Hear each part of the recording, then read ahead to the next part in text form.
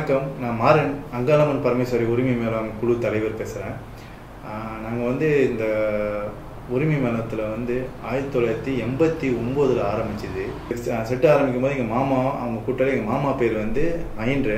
Set ஆரம்பித்தது வந்து திறந்தது வந்து தஞ்சாவூர் ஸ்ரீ அங்காளம்மன் பரமேஸ்வரி ஆலயத்தில் தான் ஆரம்பித்தோம்.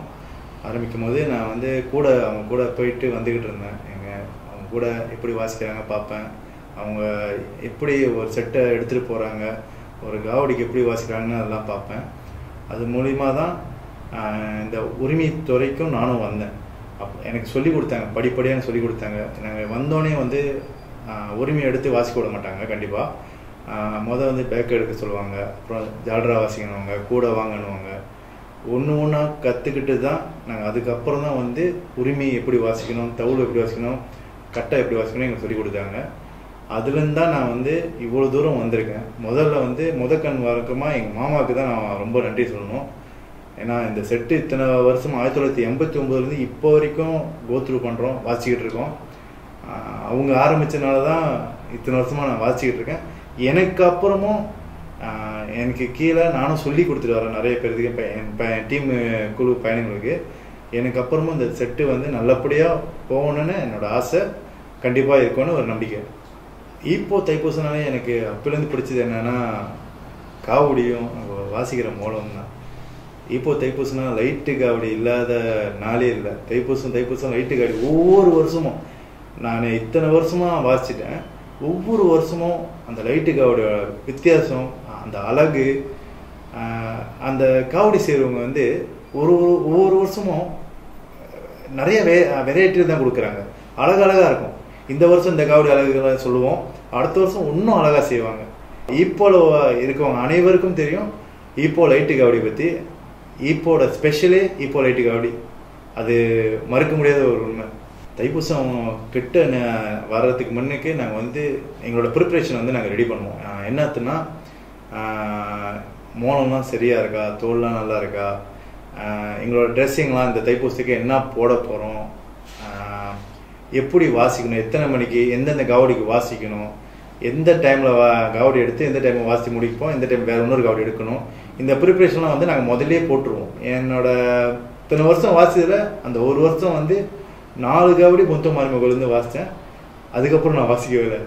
ஏன்னா புத்த மாரிமங்கோலேருந்து கல்லுமலைக்கு போகிறது சாதாரண ஒரு விஷயம் இல்லை. ஒரு காவடி வாசிக்கிறதுக்கு நான் 4 காவடி வாசிச்சிருக்கேன். என்னோட இது எனக்கு முன்னுக்கு வாசிச்சவங்க அவங்க என்னோட கூட தான் வாசிச்சேன்னு சொல்லியிருக்காங்க. எனக்கு தெரில. ஆனால் நான் வாசித்தது வந்து நான் 4 காவடி வாசிச்சேன் பொந்த மாரிமங்கோலேருந்து. ஆனால் சாதாரண ஒரு விஷயம் இல்லை. ஒரு காவடி வாசிப்பே பொந்த மாரிமங்கோலேருந்து கல்லுமலை சேர்க்கறது வந்து அது ரொம்ப கஷ்டமான விஷயம். வாசிக்கிற அத்தனை பேத்துக்கும் தெரியும் அது எவ்வளோ கஷ்டம்னு. 33 வருஷத்தில் நான் எந்த ஒரு ஷூட்டிங்கும் எந்த ஒரு ரெக்கார்டிங்கும் வாசித்ததே இல்லை. இதுதான் முதல் தடவை சபாஸ்டின் அண்ணன் மூலிமா எங்களுக்கு கிடைச்ச ஒரு வாய்ப்பு. அவங்க எடுக்கிற ஷூட்டிங்கில் நாங்களும் பங்கு பெறுறோம். இந்த பாடலில் வந்து ஏறக்குறைய 250 குழுக்கள் வந்து பங்கெடுக்கிறாங்க. இப்போல உள்ள அனைத்து காவடி மேய்க்கரும் உரிமை செட்டும் இதில் எல்லாமே கலந்து ஒன்றா சேர்ந்து தான் இந்த பாட்டை வந்து முயற்சி பண்ணி இவ்வளோ தூரம் நாங்கள் எடுத்துகிட்டு வரோம்.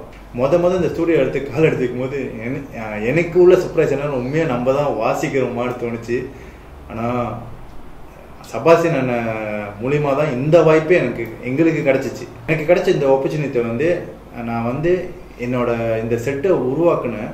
எங்கள் மாமா, அவங்க குழு மெம்பர் மஹின்ற மாமாக்கும், பிறகு என் கூட இன்றைக்கும் இருக்காங்க என்னோட குழு மெம்பருக்கும் நான் ரொம்ப கடமைப்பட்டு ரொம்ப நன்றி சொல்கிறேன். அப்படி உங்களுக்கு நாங்கள் வாசிக்கணும், எங்கள் குழுவை தொடர்பு பண்ணுறதா இருந்தால் எங்களுக்கு கீழே போட்டிருப்பாங்க எங்களோட தொலைபேசி நம்பரை.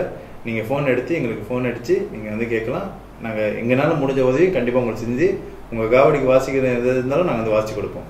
வருகின்ற 2025 தைப்பூசை முன்னிட்டு கல்லுமலை கந்தனுக்கு காவடி ஆட்டம் பாடலை அனைவரும் கேட்டு எங்களுக்கு சப்போர்ட் கொடுப்பீங்கன்னு அன்போடு கேட்டு கொடுக்கிறோம். நன்றி, வணக்கம்.